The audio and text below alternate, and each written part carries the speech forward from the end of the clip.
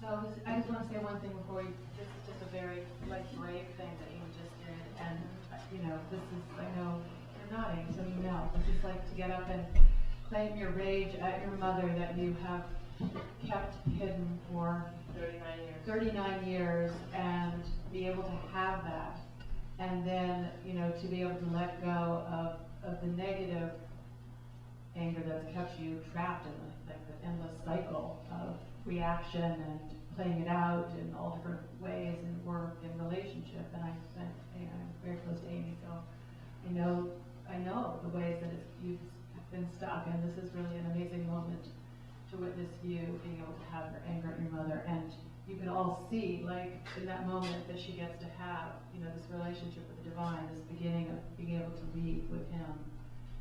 So thank you, Amy.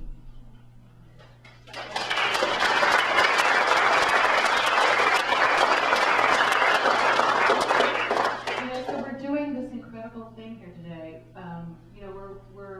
It is performance. The strings, it is about performance, and it's important that we do it as performance. And yet, there are these tunnels of feeling underneath these different parts of the dream that go way down deep. And so we've just had an incredible privilege of being able to go there. And this really is what this work is about, is through the dreams, or dream by dream, as this thing called pathology that we've all come to hear about gets peeled away and the true self can emerge, then there are these moments of liberation that happen, that because of the pieces, each piece by piece of work that the person has done, that then becomes a sustainable state of being, rather than a fleeting moment, an epiphany of, I hate my mother, and now I get to be with this love. The reason why, we are so sort of devoted to the dream itself is because we don't know in any given moment. I don't know when this moment will come for Amy. Marc, in working with her, doesn't know. I mean, it's only the dream of the psyche that is producing the dream that is perfect for Amy in this moment. So, I come back to this sort of sacredness of us being here today, and that there's a deep mystery about what we've entered into today, and each dream, however small a fragment is encoded with that mystery, and laden with incredible meaning, totally specific to each one of us. And yet you can see in this incredibly deep mystery how the minutiae of our lives is turned up, and how something that is so mysterious and awe-filled is actually incredibly practical, and relates to life at the laundromat, and with small children, and with our aging parents, and with our lovers and our partners. So I hope, I just wonder if anybody else has any questions about that, from anyone who has been the dreamer this afternoon, or from Marc or myself, or anyone has more to add. I mean, in a way, it's so. Is there somebody? Did you say, Kristen? Were you pointing? No. Oh, okay. I mean, in a way, it's enough where we are. But yes. So when she gets to this point, comes to this realization, and can get these feelings out and just say it, she works through it. Where do you go with that? What type of a, it becomes, she's now aware, but then you have the next dream. You have the next dream. Oh. See, you don't have to do anything with it, because the next dream will then decide, okay, you've done this, now we do that. And whatever it is, that's, as the analyst, you're guided by the dreams. You don't get to decide anything. You don't have to worry about it, because it always keeps going. And it could be anything where that goes. So all we do is wait for the next dream. So do you feel like these are the dreams always sort of meant to be some sort of a healing? Absolutely. And building into what we call an alchemy, where you ultimately, your feelings are released, and we call third stage work or advanced second stage work, where those feelings are then used to move into a deeper place with the divine.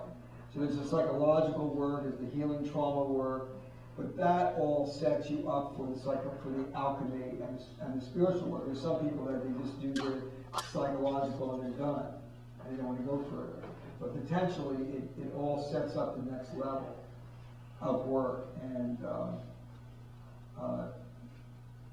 until you're reunited in a sense with the soul of you and the divine that inspired your existence. So you can define, when you get to that point and done, becomes that much work, you can almost define your own dreams as to how they play out. And well, what happens is eventually your dreams stop coming in that conflicted way. The conflict ends, and people that are in the third stage, there's pretty much their dreams are all flatlining in the sense that there's no struggle going on within the psyche.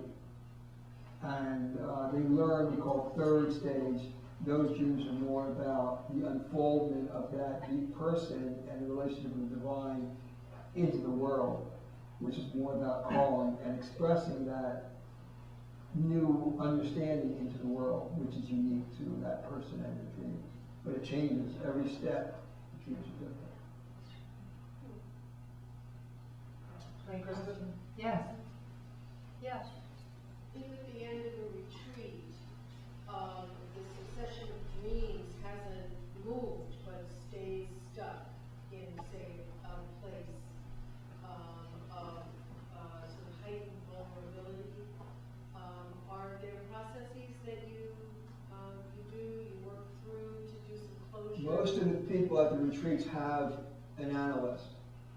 So they would just continue to take from the retreat back to the one-on-one work. It just becomes part, it's just part of the overall analysis that they're going through. They don't have to be doing analysis to come to a retreat, but I think 99%, they don't want to come there if they're not doing the work. And if they do, they don't come back. Right. I just wonder about the vulnerability. Yeah, they have that help. They have that one person. Yeah, and also within the group process, there is a process of leaving and closing, Yeah. so that there is a support for being wherever it is that you did or didn't go, and a respect for that, in itself. Yeah, there's small groups of about 10, 11, and each group has 2 instructors, so they get a lot of support. Can I say something? Yeah.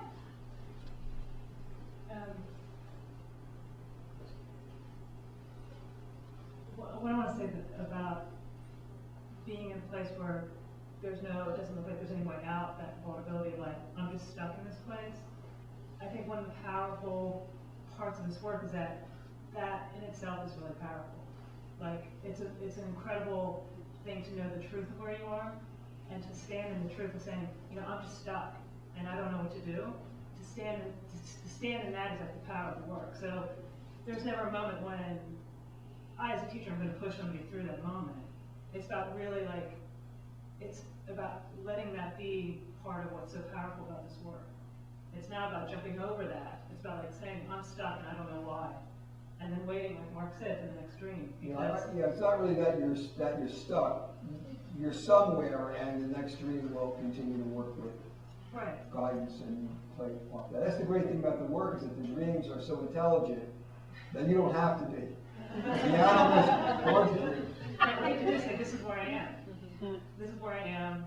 Sometimes I don't know where it is. And then just wait for the next dream.